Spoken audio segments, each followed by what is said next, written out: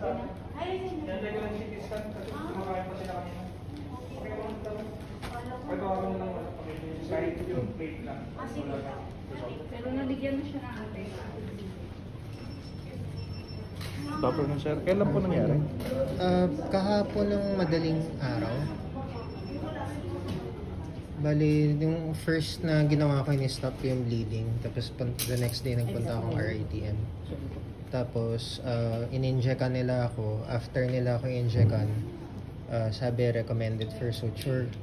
Tapos nagtanong ako sa iba-ibang hospital na malapit. Ayaw nilang anuhin kasi dog bite. Pwedeng hindi na. Pwedeng hindi na. Thank you. Gagaling na yan. So, yun. 2 days ago lang yan, sir? 2 days Pero ago. nagpo-form na ng ano. Kaya nga, Inano ko siya, sinara ko siya kaagad nung Tapos Linis na lang. kinumpress ko. Importante, antibiotic. Dapat meron na kayong ininom na Hindi antibiotic. sila nagbigay. Sabi nila surgeon na lang daw yung Kahit sa RITM, hindi sila nagreseta ng ano.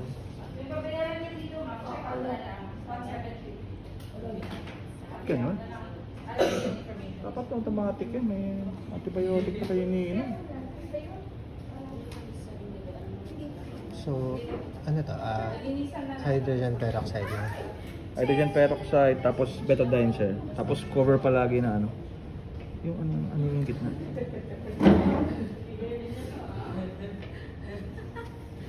So, sarap. Wala mo ng jiu-jitsu. Wrestling mo. Ito ayos ka lang.